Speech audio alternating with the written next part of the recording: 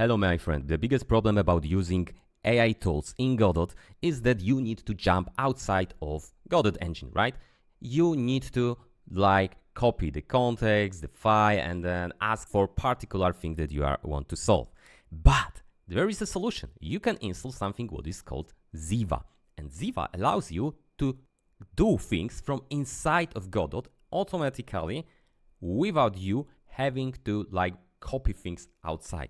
This is gonna improve your workflow and speed tremendously. I highly recommend trying this out, and I will show you how to do it, how to install it, how to use it on practical example. So how do we enable Ziva inside our Godot? When you go to this website or when you click on try for free, you will notice that you can automatically install Ziva using the PowerShell script like this, or from Linux like that. Or if you do not feel safe doing that, you can do it manually. You can download directly a new release from GitHub. And the cool thing about the people that created Ziva is they just made a download button here. Even though any Godot or any plugin on GitHub can be downloaded differently, okay? So they made here a link to make it easy for you. So if you have Windows, click this, in Linux this, if Mac this. And after it's gonna be downloaded, okay, you need to move it from the download to your Godot project folder. So let's open it using the file manager like that.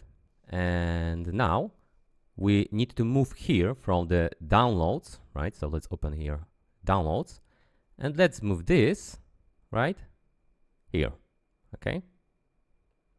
And now we can extract it. So right click, or we can hold and then extract, and well, we're not gonna show extract files when it's complete.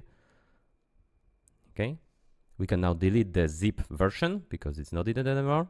Open this and cut this and put this in the main folder, because we don't need to have this file name here. We need to have the add-ins folder. This is very important. And inside of it, we have Ziva agent. And what's cool about that is that now automatically we had what? The loading screen. And notice, because this is very important, at least for me in my screen resolution, here we have the login to chat, okay? So this was not visible instantly, and without that, you wouldn't be able to log in into Ziva. And now, all we need to do is log in into our account. So if you don't have account, you just need to hit here, sign in, and then continue with Google or your GitHub account, right? And you will get automatically $3 to try out things. You are on the hobby plan, so you can play with it for free. And now when you hit on in here, login, and then you hit just approve, as you can see, I've been approved automatically into here. So now I can ask questions directly, right? So let's try something simple. Can you analyze our project and make MD file with the review of what we have, where, etc., right? And as you can see, our agent is working on our project, on every file, without us having to go outside of the scope of Godot, right? We do not need to go to Visual Studio Code or Windsurf or any other tool that is used for creating code for Godot. So everything is within this one single space that we all love, which is Godot engine, right? And as you can see, something is blocked here. It's waiting for our approval here. Do you want to accept this action? So we decided to create a file. I told it to create the file, right? So I need to accept it if I want to do it really. But notice that we've got here some settings here, right? And in settings, we can change something like auto approve all actions, right? This means all the actions will be done automatically. And to be honest, this is the way to code. But there is very important thing that I'm gonna show you how to avoid problems with something like that in future, okay? Because, well, if you need to approve everything, this is gonna just slow you down. Notice that when we go here to this tab, we have got here like rate limits. So it means how many dollars have we used of our limit, right? So far it's 26 cents and we have got $3 that we can use. When you refresh here, you can see how many dollars you have left, right? And it resets in 79 hours for free. All right, let's see our project review. So as you can see, we have got now here a file, which is empty file, and we have table of contents, right? This is a top-down to the survival game. This is the one that we were creating, right? And we have got here, as you can see, described the structure of our entire project, which is very cool because firstly, we can use this data to ask next questions, right? And well, if you don't want to use, for example, Ziva, because hey, it's up to you, right? You can like Ctrl+A, Ctrl+C and paste it to, for example, the chat outside of this project. And then you can analyze this thing here, right? And you can ask questions regarding your structure. So it's also speeding up the process of copying to another chat. But hey, come on, we downloaded Ziva because we don't want to go outside and we want to make things faster, right?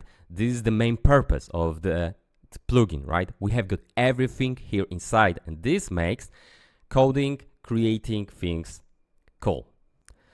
As you can see, we have some key findings to the game that we created during YouTube series.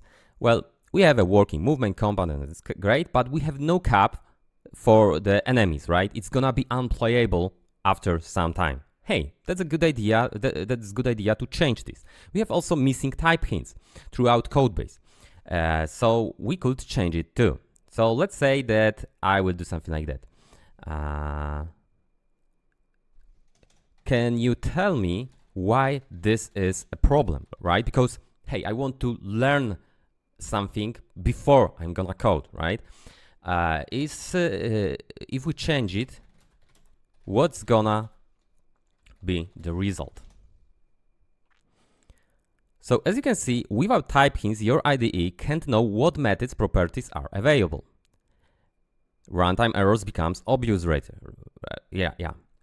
Also, this is gonna make the self-documentation for the code, and this is very cool that many people doesn't know, is that GDScript can optimize code when it knows exact types. Oh, that's cool, right? So there are just no downsides in this case. Hey, so let's update them all. Okay, let's update them all. So even though this thing normally would take some time for us, right?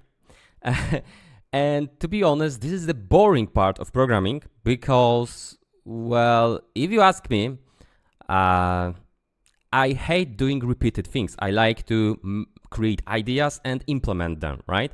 But boring things like optimizations where I should add, right, for example, types for each variable, well, these things is for me boring, okay?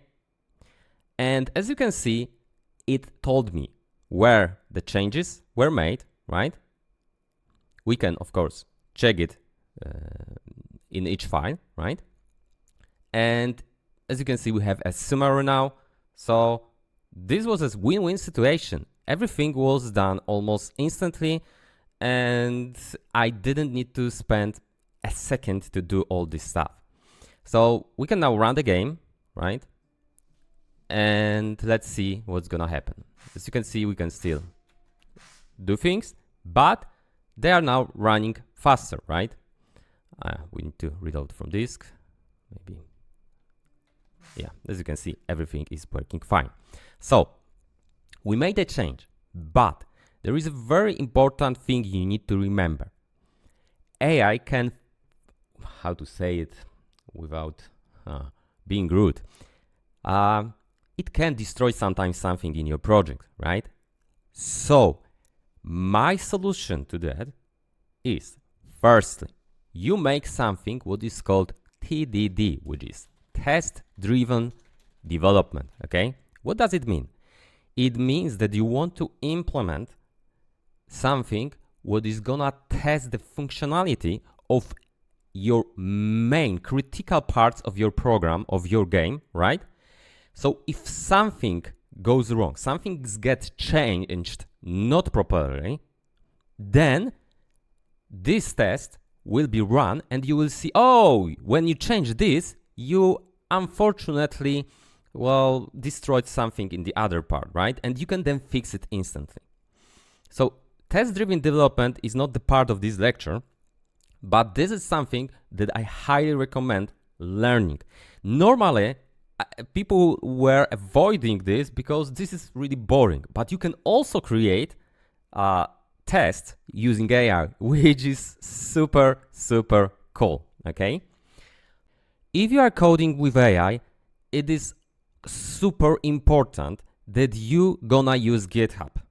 So after any change, you make a commit. So you make like a save of snapshot of your current program for each change, okay? So all we need to do is go here, okay, and hit get init if you have it installed.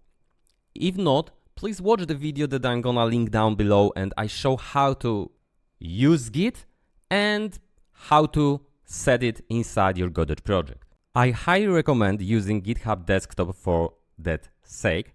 And as you can see, here are the changes that were made, for example, in by this model, Clyde Haiku. So notice that we've got here, for example, the type for speed, right? We've got here type for bool now, type for the returning for the functions, and so on, right? So the cool thing is that on the red part, we can see what was before. On the green side, we can see what is now. So we can also review the changes very fast by AI after each thing is done automatically, right? That way, we have got some kind of control.